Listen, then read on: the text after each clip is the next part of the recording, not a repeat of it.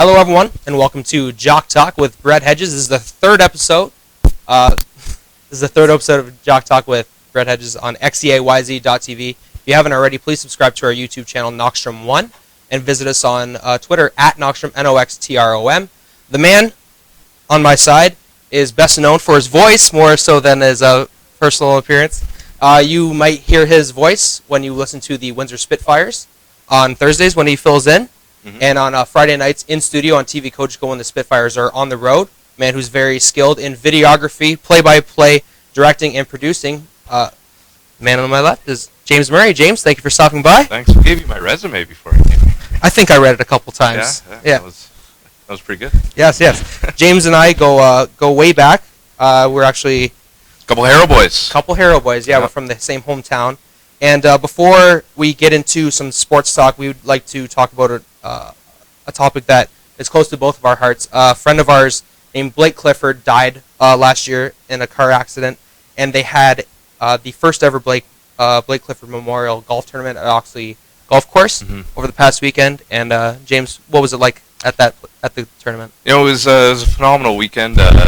We had it out at Oxley Golf Course out in Harrow, and it's a perfect day. Blake pulled some strings up there for us and got the clouds out of there.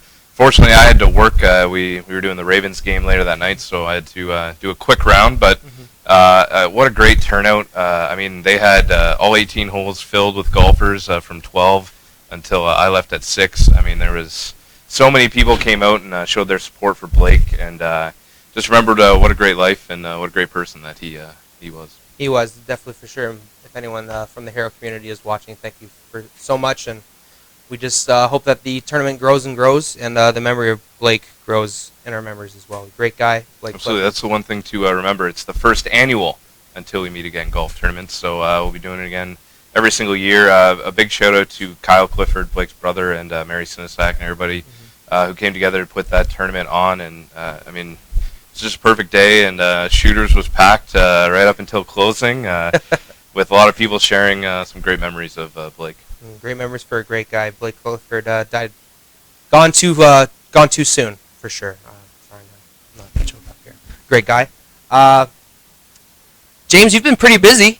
You've been working with Fast Hockey, and you just came back from the RBC Cup. And could you tell us a little bit about the RBC Cup? Well, yeah, it's for those who don't know, it's the national championship for Tier 2 Junior A hockey.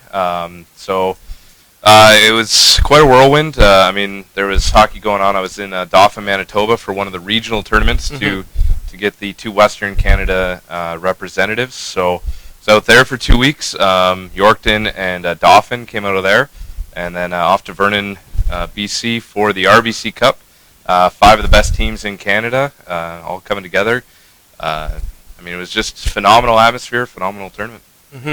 And this is Tier 2 Junior A, which is players that were passed over by the OHL, but some have great skill sets and have been passed over, and it's a good tribute to them for the national championship that they have there. So. We like to call it a late bloomer league because some of the kids, whether they're injured in their draft year and don't make it into the WHL, the OHL, or the Q, respectively, or if their bodies just haven't developed until later. I mean, there's plenty of guys who are capable of playing in major junior, but whether it was late development or they just wanted to go the American college route, there's a lot of great talent in the CJHL, and it's definitely on display in Vernon. And one thing I was really surprised by, the Ontario representatives. Carleton Place was in the final. They were a junior B team just 5 years ago. Wow.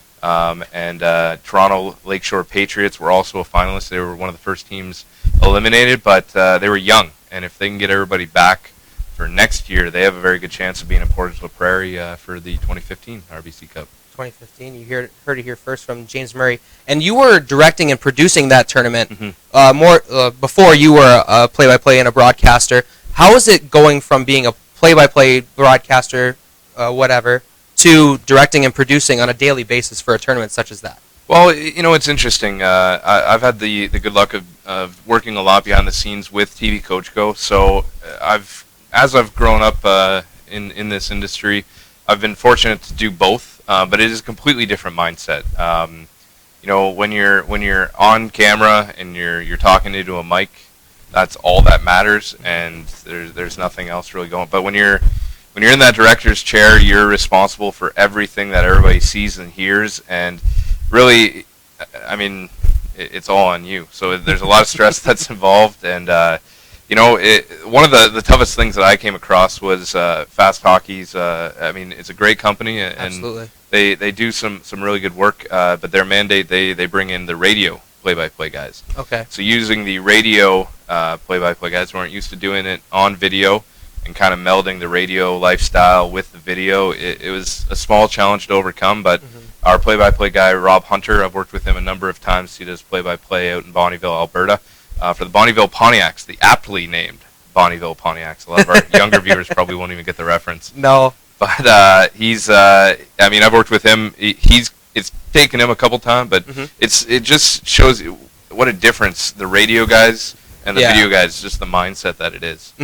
Even in my experiences with the Windsor Express being just doing the live stream, whereas you seem like you're just talking to a mic and then everyone else is seeing everything else around you, whereas turning it on yourself and being an on-air broadcaster like this, it is completely different. Even going from there to there, I can only imagine how much fun you had turning into a director and a producer in that process. Well, I used a lot of the wisdom that I've learned from TV Coach Go. One of the best pieces of advice that I got from Wayne Jenner, who's a producer for the Windsor Spitfires, was less is more.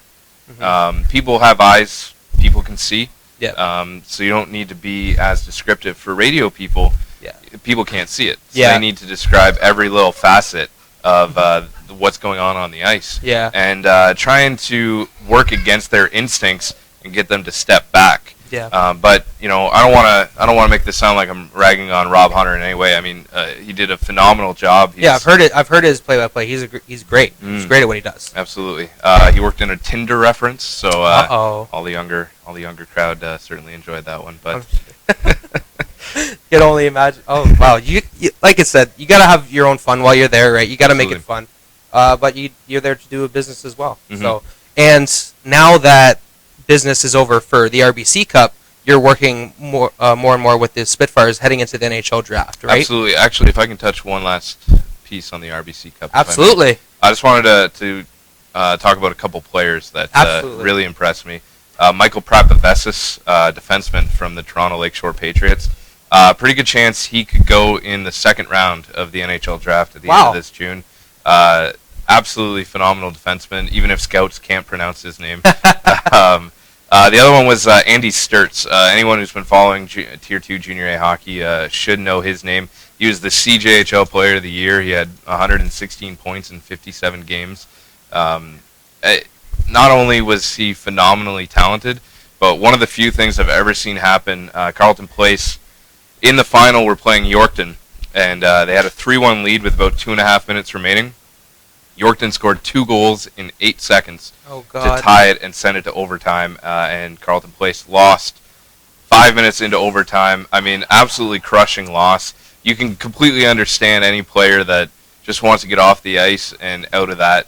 But Andy Sturts made the team stay on the ice and watch Yorkton receive the trophy, and gave the nice stick tap and made sure to recognize what Yorkton had accomplished winning the RBC Cup. And that's just a testament to what kind of talent that the Tier 2 Junior A has. Guy could be going in the NHL Draft. So it's just all about hard work and dedication, everyone that's watching out there. Doesn't matter if you're a late bloomer or not, just like James said, you've got the skill, you've got the determination. You'll get noticed. You'll get noticed for sure.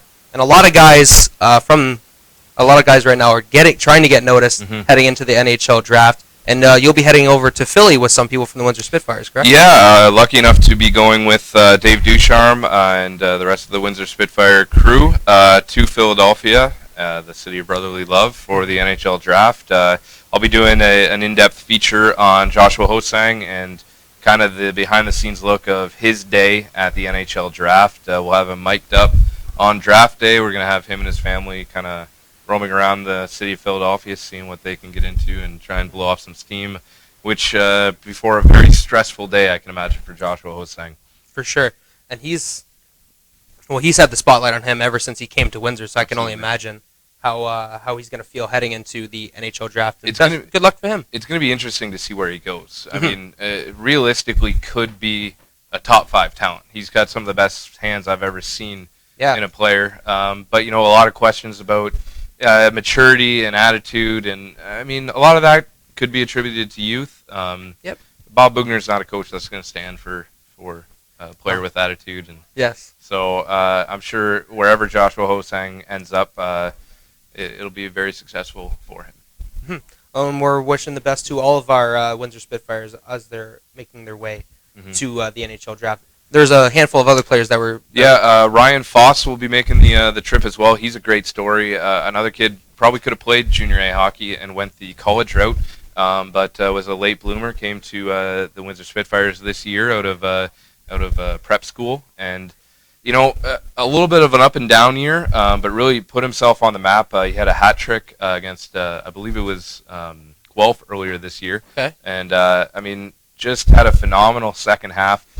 Big body kid, a lot of potential, and it'll be really interesting to see where he ends up. And Patrick Sanvito as well, very big, tall, rangy defenseman. Big kid. Needs to step up his physical game a little bit, but I think he has a good chance to go somewhere in the first 6 rounds, I would say.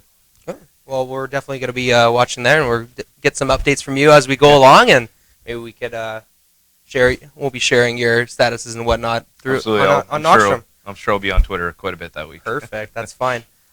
You mentioned the Guelph. Before, just remember at James Murray _88. That's right, at James Murray _88. Gotta get the Murray, yeah.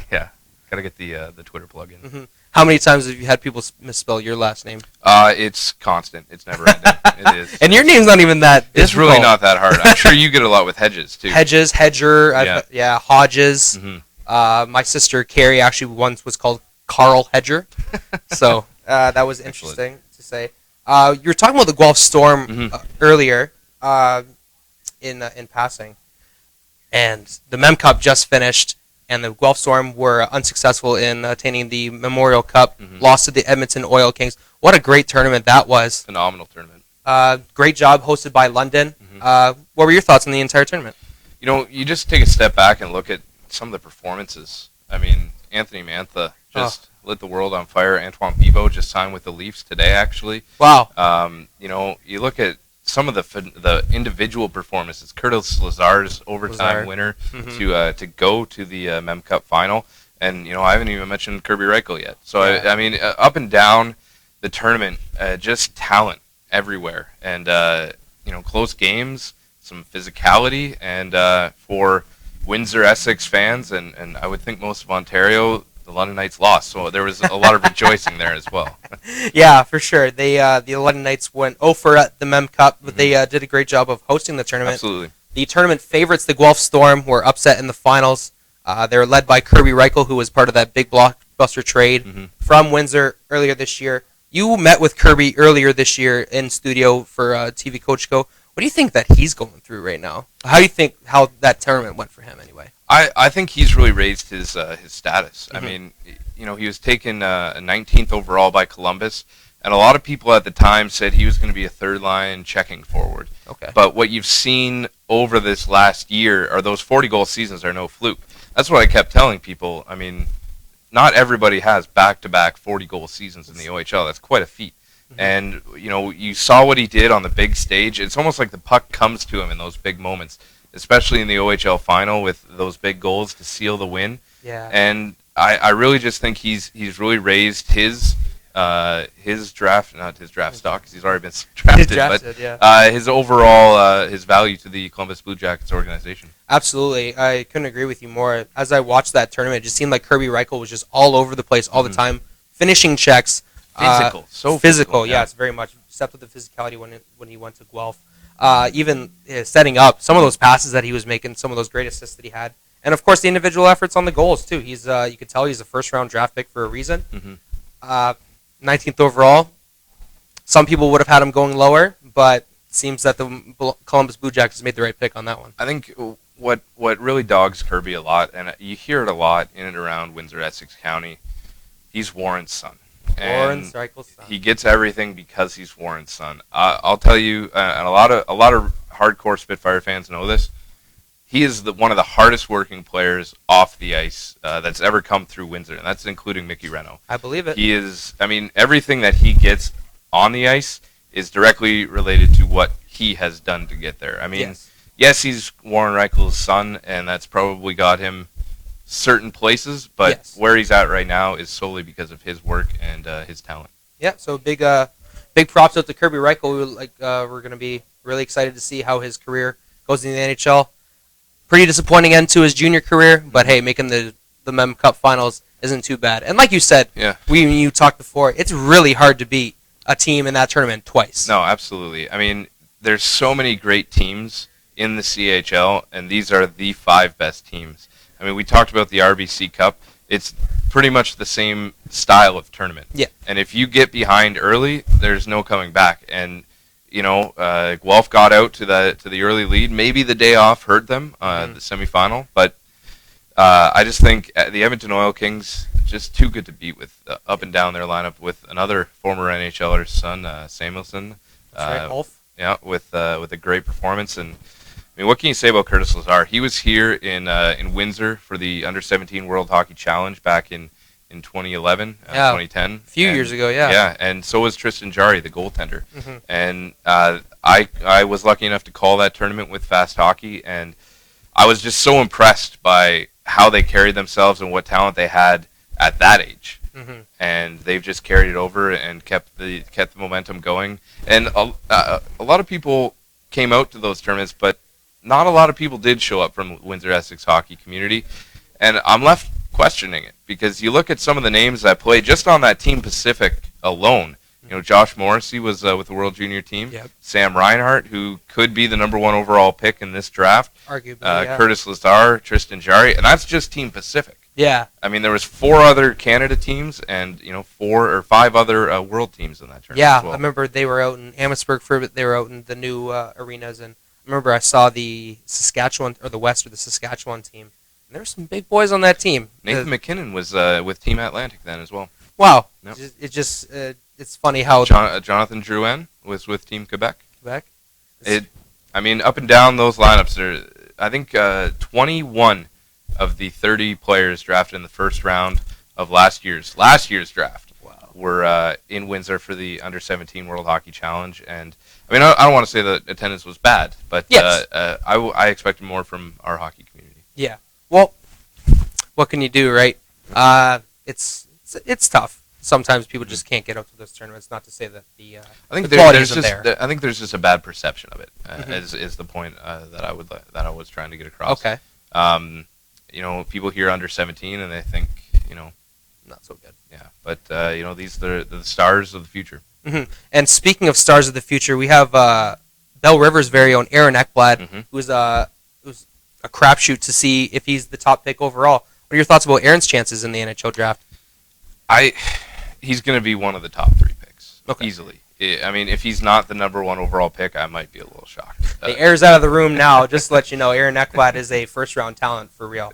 He's, I don't know what more can be said about Aaron Ekblad that hasn't already been said. He's got one of the hardest slap shots I've ever seen. I've seen Ally Frady play. Yeah, I mean, Ally Frady, yeah. It is, he's a man-child. Yes. Even when I keep going back to the U17s, but the U17s in Quebec, when he was there as a 16-year-old, he played as a 15-year-old in Windsor. That's right. But as a 16-year-old, it's just overpowering. Mm-hmm. And even this year, when he was a 17-year-old, he was the captain of that team. Yep. He just destroyed the Ivan Holinka tournament, and he was going end-to-end rushes but playing solid defense at the same time. He's just a great talent. We're really looking forward to seeing him. Generational talent is the word I want to use with Aaron Ekblad, and I don't take that very lightly. Mm-hmm. Great stuff. Going from the NHL draft now to the NHL Stanley Cup Finals. Mm-hmm. Some really final. Yes, that's a big grammatical thing these days. Final, sorry. Just final. It's final. That's true. The NBA has the finals. The Stanley Cup has the final. I don't get it. You learn everything new every day, especially when you watch Jock Talk with Brett Hedges and James Murray. So we just had I would say the best series in the entire playoffs just finished the other night with Chicago and LA. Mm-hmm. LA was up 3-1 in that series. Chicago came back, tied it. went into Game 7, went into overtime in Game 7 in Chicago, and LA comes out with the humongous win. I don't think that their momentum can be stopped going to the final now. I just want to say I didn't think anything could top that Colorado-Minnesota first-round series. That was arguably that was fun. LA, Chicago, I think did that and then some. Really, the overtime winning goal was a letdown for what the series was. Yeah. I mean, the series was just so good up and down. And one thing, if you would have told me 2 weeks ago that LA and Chicago were going to meet up and that many goals were going to be scored, I would have called. You would never would have believed it. Yeah, yeah, for sure. Especially even in that seventh game, it just seemed like goals were like currency, just going back and forth, back and forth. Like. Easily my favorite quote from Bob Cole ever after LA had tied it up and then Chicago scored 4 seconds later. Yeah. And his goal call was, "What is happening?" Bob Cole with a great call, and of course we've got the disappointment of the Montreal Canadiens. But you can't really call it a disappointment. They had such a young roster. They had Carey Price go out in the first game of the Eastern Conference Finals. Dustin Tokarski came in. Just a whole stable of young talent that's going to happen. That's going to develop in the future. Best of luck to New York in the finals. But absolutely. I mean, what more can you say about Dustin Tokarski? Or Taharski, as Don Cherry would say. Oh, Lord. I mean, when your third-string goalie comes in and steals a couple games like that, I mean, how upset are the Oilers right now? They can't find a goalie for the life of them, and Montreal's third-string goalie comes out of nowhere. I mean, but, I don't think to the average fan, Dustin Tokarski came out of nowhere. Yeah. But, he's been a winner at every level, and I really think, maybe not next year, but in a couple of years, he's going to be starting somewhere in the NHL. Couldn't have said it better myself. Quickly, before we have to go, who do you got, LA or New York in the final? I just think the West is too tough. Yeah. I think LA in 6 over the New York Rangers. All right. Well, you heard it here first. LA in 6 from James Murray. Lots of stuff going on with James in the next couple weeks. He's going to be busy. Make sure to follow him on Twitter at JamesMurray_88. You can also find him on Facebook, and you can listen to him broadcasting for the Essex Ravens on this Saturday night, correct? Yep, doing some sideline for the Essex Ravens with Rick Burns and Ross Pettigrew. Great crew and some phenomenal football. Absolutely. Oh, okay. All right, well, from everyone here at the Downtown Business Accelerator at 720 Olette and at xeyz.tv, we'd like to thank James for stopping by today in studio. Really appreciate it. And for the Blake Memorial Tournament, just want to give our condolences. Great job for everyone running that tournament. Make sure you mentioned my Facebook. Make sure to find Blake Clifford Fund on Facebook and look into what they're doing with some of the minor hockey in Harrow and see if you're willing to donate as well. Great cause from a great person. From everyone here at Noxtrom, you've been watching Jock Talk with Brett Hedges. Stay tuned for our next episode, which is, we don't know yet. Make sure to subscribe to our YouTube channel, Noxtrom1. Follow us at Twitter at Noxtrom, Noxtrom. For everyone here at the Downtown Business Accelerator, saying thanks for watching and see you next time.